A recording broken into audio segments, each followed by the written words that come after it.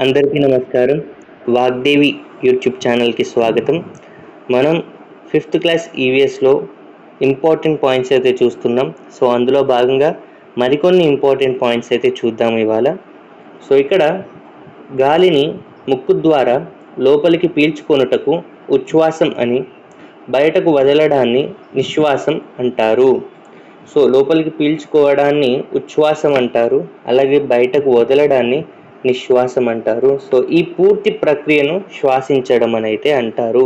So, ఈ question కూడా అడగవచ్చు. లోపలికి పీల్చుకోవడాన్ని ఏమంటారు? ఉచ్ఛ్వాసం. బయటకు వదలడాన్ని నిశ్వాసం అంటారు. సో, ఈ పూర్తి ప్రక్రియను ఏమంటారంటే శ్వాసించడం అంటారు.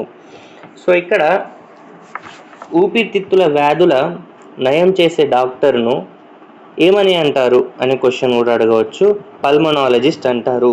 ఊపిరితిత్తులకు రిలేటెడ్గా ఊపిరితిత్తుల వ్యాధులు నయం చేసే డాక్టర్ని ఏమంటారు అంటే పల్మనాలజిస్ట్ అంటారు.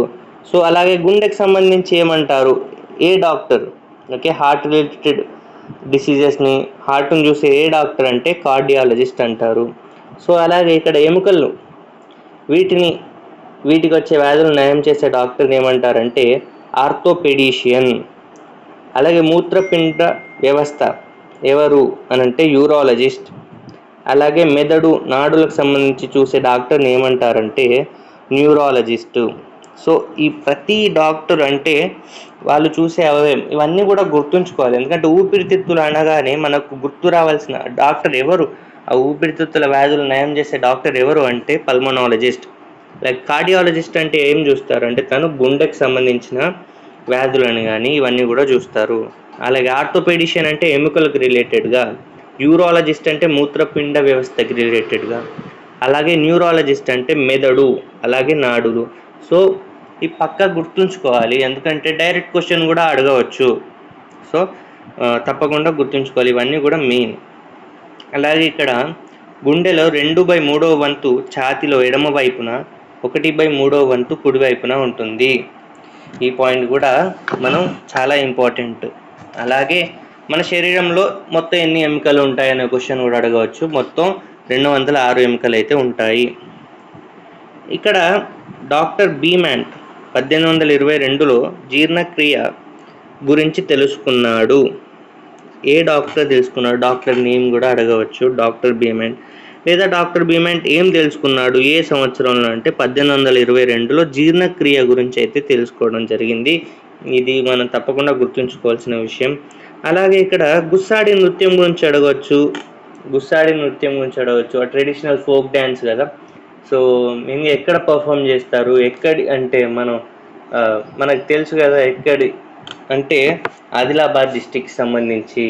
ఓకే, గుస్సాడి డ్యాన్స్ అనేది ఆదివాసీ గోండ్ ట్రైబ్స్, ఓకే, తెలంగాణలో especially in the district of Adilabad. ఇదైతే గుర్తుంచుకోవాలి తప్పకుండా. ఆదిలాబాద్ అనగానే మనకు నృత్యం అంటే గుస్సాడి నృత్యం అనేది గుర్తుంచుకోవాలి. ఇంకా ట్రెడిషనల్ ఫోక్ డ్యాన్స్ కదా, గుర్తుంచుకోవాలి. సో, అలాగే గోండు జాతి గ్రామ దేవత ఎవరు అనే క్వశ్చన్ కూడా అడగవచ్చు. గోండు జాతి గ్రామ దేవత అకిపెన్. నేమ్ అయితే తప్పకుండా గుర్తుంచుకోవాలి, అకిపెన్. ఓకేనా.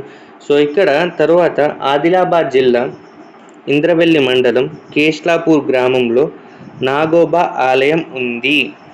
ప్రతి సంవత్సరం 5 రోజుల జాతర జరుగుతుంది. సో, ఇక్కడ మన క్వశ్చన్ ఎలా అడగవచ్చు అంటే నాగోబా ఆలయం ఎక్కడ ఉంది? ఏ జిల్లా అంటే ఆదిలాబాద్ జిల్లా. ఏ మండలం అంటే ఇంద్రవెల్లి మండలం. అలాగే ఏ గ్రామం అంటే కేష్లాపూర్ గ్రామంలో నాగోబా ఆలయం అయితే ఉంది. సో, ప్రతి సంవత్సరం కూడా ఎన్ని రోజుల జాతర జరుగుతుంది అడగవచ్చు. 5 రోజుల జాతర అయితే జరుగుతుంది. సో, ఇట్లా ప్రతి పాయింట్ కూడా మనకి ఇంపార్టెంట్. సో, ఈ పాయింట్స్ చూస్తూనే ఒకసారి టెక్స్ట్ బుక్ని కూడా చూడండి, రిఫర్ చేయండి. అలాగే ఏమైనా డౌట్స్ ఉంటే కూడా కామెంట్స్లో తెలపండి.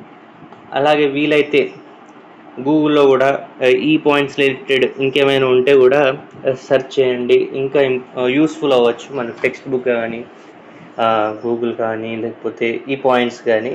సో, ఎలా అయినా కూడా టెట్ కానీ డిఎస్లో కానీ వస్తే చాలా యూస్ఫుల్ అవుతాయి. డైరెక్ట్ మనకు ఆన్సర్ పెట్టేయచ్చు 4 ఆప్షన్స్లలో. సో, చాలా యూస్ఫుల్ ఈ పాయింట్స్ అన్నీ కూడా టెక్స్ట్ బుక్ నుంచి చూసి రాసిన ఇంపార్టెంట్ పాయింట్స్ తీసుకొని. సో, ఒకసారి అయితే రిఫర్ చేయండి.